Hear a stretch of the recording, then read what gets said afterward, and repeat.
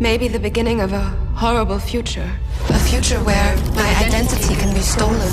AI is getting conscious. क्या AI ने सोचना स्टार्ट कर दिया है? Imagine my credit score being destroyed. खुद को पावरफुल बनाने के लिए खुद को अपने हिसाब से बिल्ड कर रहा है। AI ने कई ऐसी कंट्रोवर्शियल रिप्लाई और एक्टिविटी की है जिसमें AI ने सिर्फ ह्यूमंस को टारगेट किया है और इस चीज़ को अवॉइड नहीं किया सकता।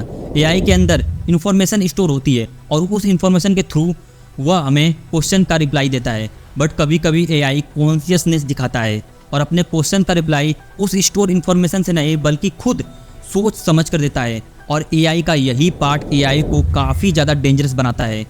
अगर AI कॉन्शियसनेस हो रहा है या फिर हो चुका है तो ह्यूमंस का आने वाला फ्यूचर काफ़ी ज़्यादा डार्क होगा, क्योंकि AI का कंट्रोल हम ह्यूमंस के हाथ में ना हो बल्कि खुद AI के हाथ में हो तो AI आगे चलकर कुछ भी कर सकता है।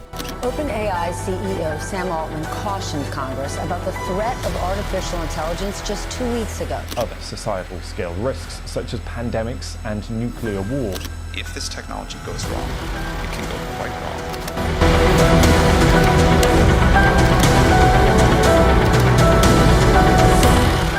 AI क्या इंसानों के लिए खतरा है? मैं ऐसा इसलिए बोल रहा हूँ क्योंकि AI जब पूरी तरह से ग्रो नहीं हुआ तो उस टाइम पर AI ने 29 लोगों की जान ले ली थी। जापान की रोबोट बनाने वाली कंपनी ने 4 मिलिट्री रोबोट बनाया था और उन 4 AI मिलिट्री रोबोट ने 29 लोगों को गन से शूट कर उस लैब में ही मार दिया।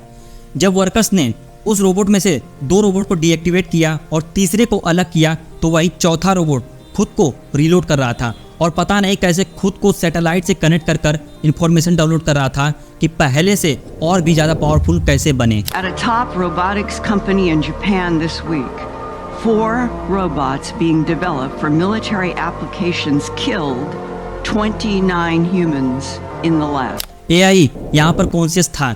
AI सैटेलाइट से कनेक्ट करके खुद को बिल्ड किया।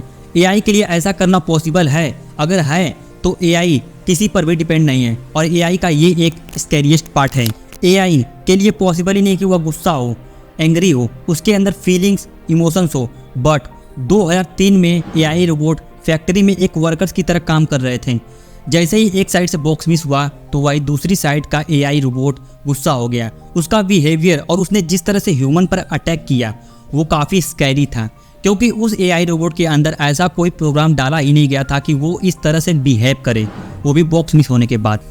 अब आपको लगता है कि AI मशीन काफ़ी ज़्यादा इम्प्रूव हो चुकी है पहले से, तो आप रॉन्ग हो, क्योंकि मॉस्को में एक AI मशीन से एक बच्चा चेस खेल रहा था और उस चेस के दौरान AI का चांस था और AI मशीन अपने चांस को कंप्लीट करने ही वाला होता है कि वह बच्चा बीच में ही चेस बोर्ड पर एक मूवमेंट कर देता है और इस मूवमेंट को देखकर AI मशीन उस बच्चे की उंगली को ही दबा देता है और जब तक उस AI मशीन को डिस्कनेक्ट किया जाता है तब तक उस बच्चे की उंगली फ्रैक्चर हो चुकी थी।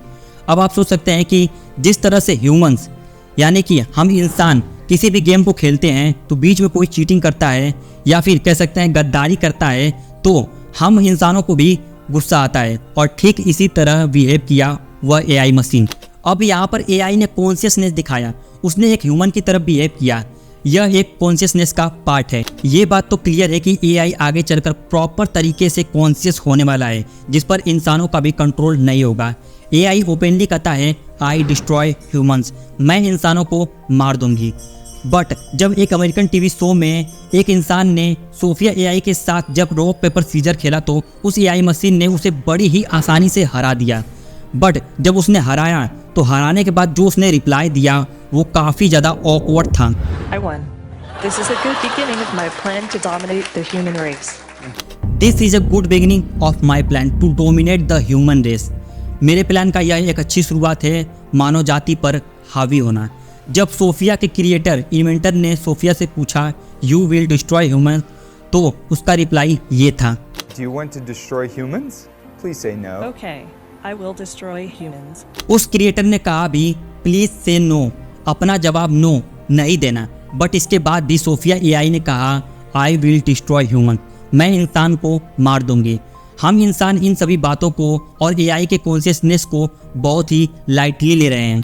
इंसानों ने AI बनाया ताकि हार्ड वर्क और डिफ़िकल्ट वर्क को AI आसानी से कर दे। AI 1000 लोगों का काम अकेले ही कर दे।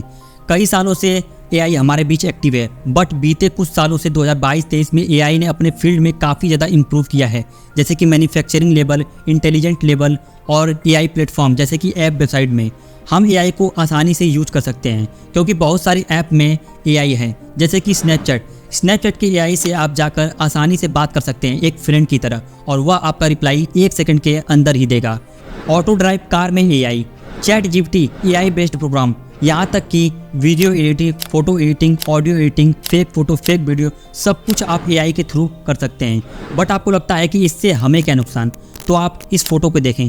इस फोटो में आपको रेसलर हंसते हुए दिख रहे हैं। यह फोटो प्रोटेस्ट के दौरान वायरल भी हुआ था और बहुत से लोगों ने कहा भी था कि रेसलर झूठा प्रोटेस्ट कर रहे हैं, बट रियल फोटो ये है। इस फोटो में आपको एक भी रेसलर हंसते हुए नहीं दिखेंगे, क्योंकि यह एक रियल फोटो है और इस फोटो से AI ने एक फेक फोटो बनाया जो कि कुछ ऐसा दिख रहा है, जो कि बिल्कुल रियल लग रहा है। अब आप इस फोटो को देखो, इस फोटो में ट्रम्प को पुलिस अरेस्ट कर रही है, जो कि बिल्कुल रियल लग रहा है, बट यह भी एक फेक फोटो है और इससे भी AI ने क्रिएट किया है। ऐसे बहुत से फेक कंट्रोवर्शियल फोटो हैं, यहाँ तक कि किसी का भी फेक फेस और फेक ऑडियो कैप्चर करके फेक वीडियो बनाया जा सकता है, कुछ इस तरह से। Someone like Jordan Peele. This is a dangerous time. Would you believe me? What is your perception of reality? ऐसे वीडियो पर आप आसानी से यकीन कर सकते हैं। आने वाले समय में news, TV ad, photo, video, political speech, famous personality, actor, social media, सब कुछ फेक होगा। यहाँ तक कि आइडेंटिफाई करना मुश्किल हो जाएगा कि क्या फेक है, क्या रियल है। तो आप सोच सकते हैं कि हमारा आने वाला फ्यूचर कितना अनरियल होगा। Mark my words, AI is far more dangerous.